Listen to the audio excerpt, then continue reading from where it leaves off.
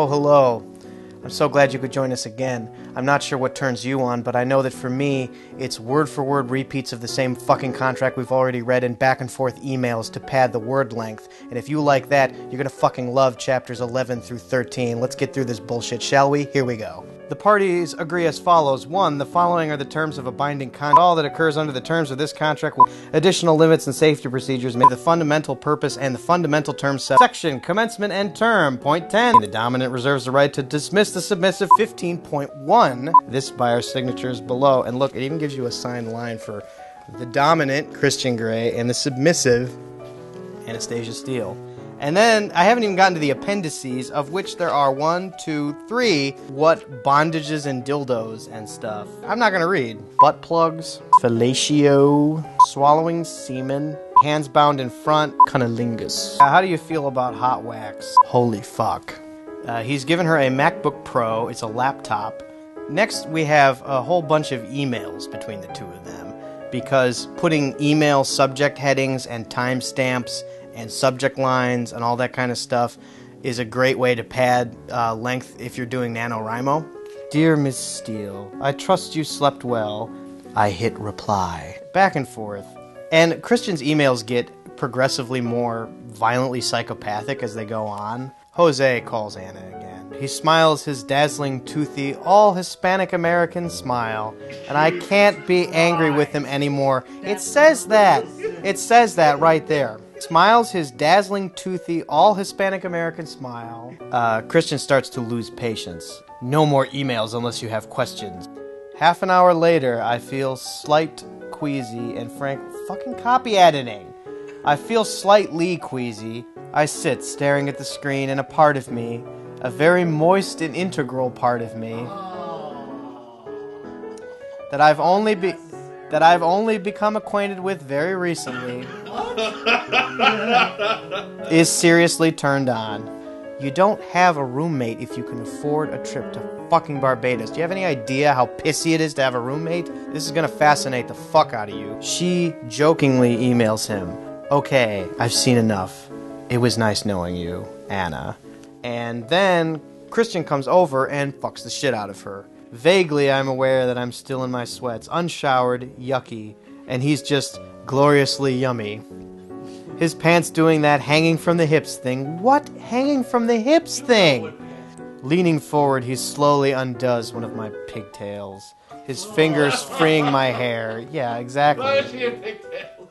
I'm all deer headlights, moth flame, bird snake, and he knows exactly what he's doing to me. That doesn't make any fucking sense. What does that mean? So yeah, like a deer's paralyzed by headlights, a moth is attracted to a flame, and a bird, either if it's a raptor, scoops a snake up and fucking eats it, or if it's not, like runs away from it, depending on the goddamn bird. I don't remember reading about nipple clamps in the Bible. I thought that this was a truck bed. Did she get fisted by somebody? I'm tied, literally, to my bed, and I'm so aroused. She actually is literally tied to her bed, so point for E.L. James.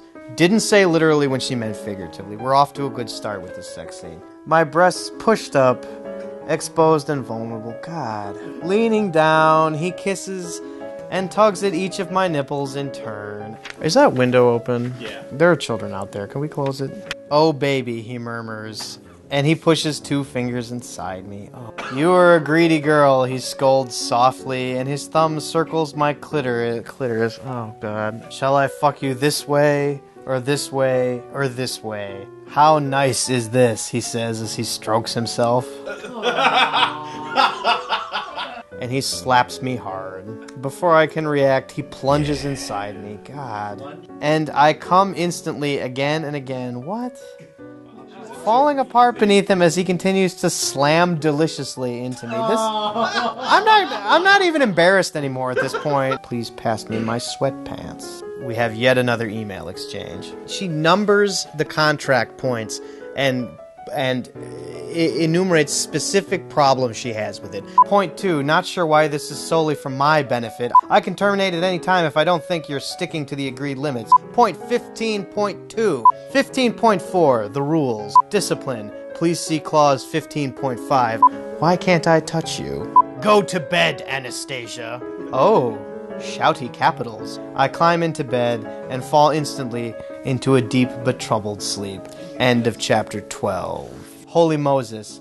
He's ordered oysters on a bed of rice. All you do is tip and swallow. It just goes on and on like this. It slips down my throat, all seawater, salt, the sharp tang of citrus and fleshiness. Ooh, good girl, he says proudly. I hope you like fish. He's so good at sex. Even I've figured this out. You could be dessert, he murmurs suggestively. My inner goddess frowns at me. You can do this, she coaxes. Play this sex god at his own game. My inexperience is an albatross around my neck. Then, very slowly, put the tip of my cold asparagus in my mouth and suck it. I bite off the tip. We're halfway through this bullshit. As I weep into my pillow silently. There's tension over the intensity of this contract and the fact that she wants him to make this work slow and she's not sure about it. It is, by the way, only the sex that is making her uncomfortable, not his absolutely, beastly rudeness and psychopathic tendencies. End of chapter 13. And because this is such a profoundly terrible book, we want to highlight, while we have your attention, books you should be reading instead. Tonight's tome is one of my all-time favorites, The Virginian by Owen Wister. This is sort of the proto-Western of the time. This is a story of a boy, a plains man in Wyoming, a cattle driver, and his romantic adventures and his, lynching criminals and punching guys out who, dishonor ladies. If you like Westerns at all, this is great, and it's not even racist. Amazing, okay? You should be reading it too. Join us again next time. Good night.